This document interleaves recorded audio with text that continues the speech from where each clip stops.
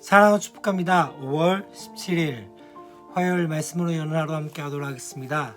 5월달도 이제 중반에 넘어가고 있는 상황 가운데 있습니다. 어떻게 5월달 가정을 위해서, 특별히 가족들을 위해서 기도하며 또 함께 섬기는 그런 날들이 있었는지 궁금합니다.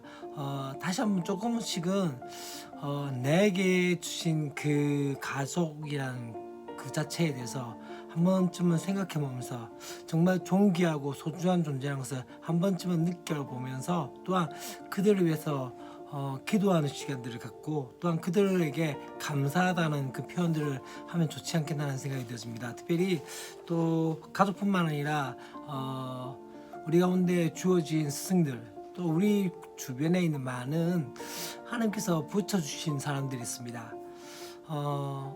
가장 우리에게 어쩌면 좋은 선물 중에 하나가 사람이 아닌가라는 생각이 들어집니다.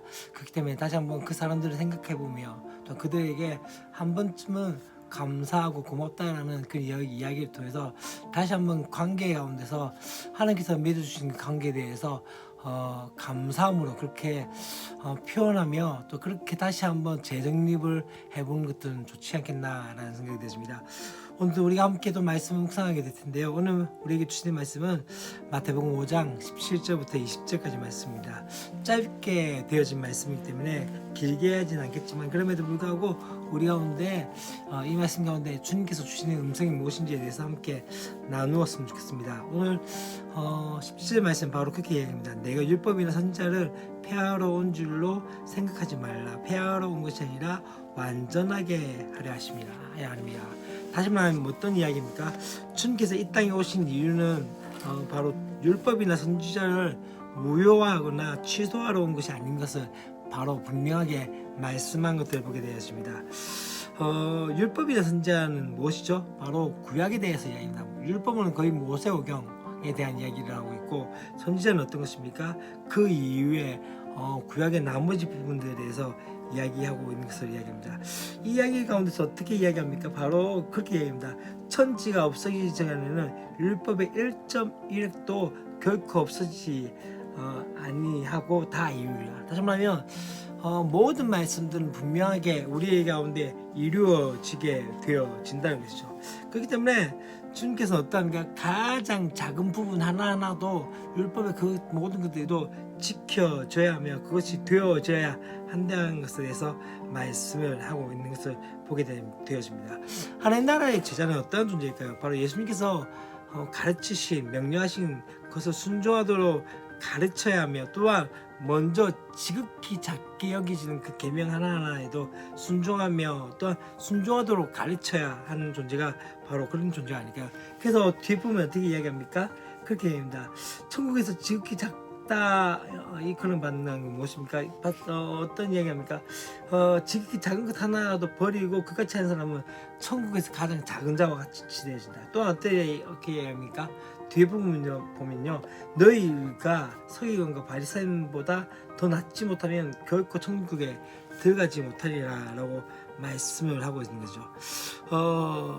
어쩌면은 그 부분에서 사실 이 뒤에 부분에서 더 나은 이유가 무엇인지에 대해서는 그 본문에서 설명하지는 않습니다. 그렇지만 중요한 것은 무엇입니까? 이 모든 것 가운데 하나하나를 볼 때 첫 번째 이야기할 것은 뭐냐면요, 바로 예수님께서 하나님 아들이 이 땅에 오신 이유에 대해서 이야기할 때 구약을 폐하러 오시지 않으셨고, 또한 예수님께서는 이 하나님께서 이 율법을 주셨을 때 원래 의도하신 바보다 더 깊이 해석하지 못해서 구약과 율법을 성취시키는 것들을 보게 되어집니다. 또한 무엇입니까? 예수님께서 자신의 사역과 삶으로 이 율법을 성취하시는 모습들을 보게 되었습니다.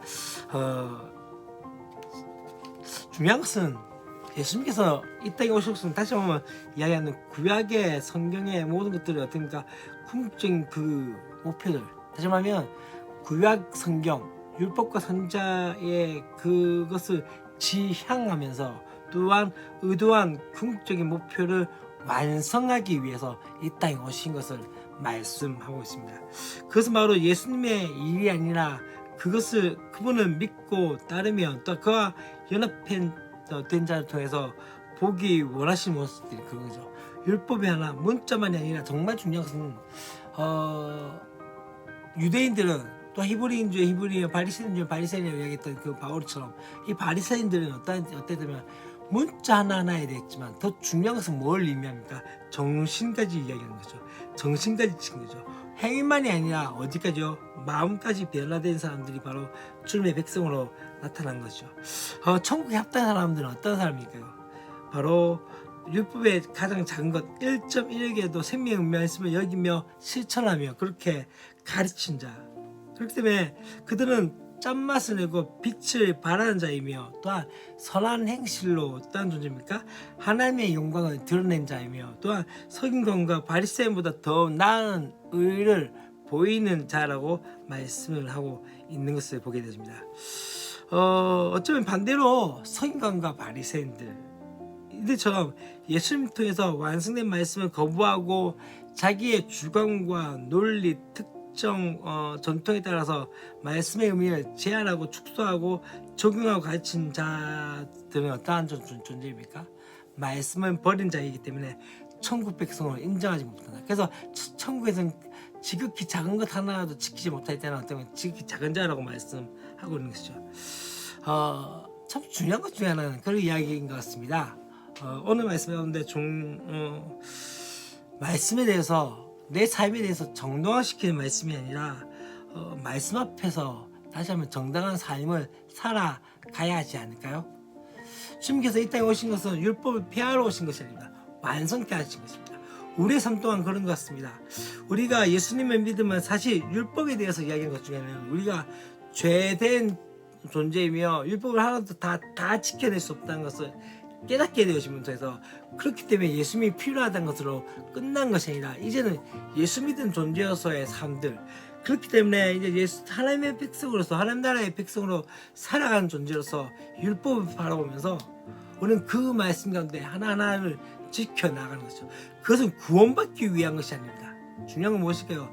구원받은 백성으로서 예수 그리스도의 제자로서의 삶 가운데 그 율법들 가운데 나가야 한다는 것을 이야기한 것이죠.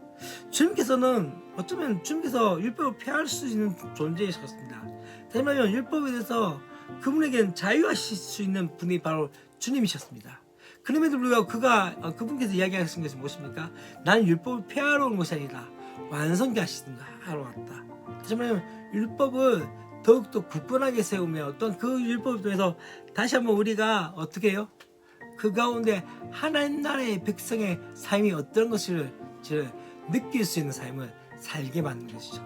오늘 우리가 말씀을 보면서 좀 그렇게 했으면 좋겠습니다.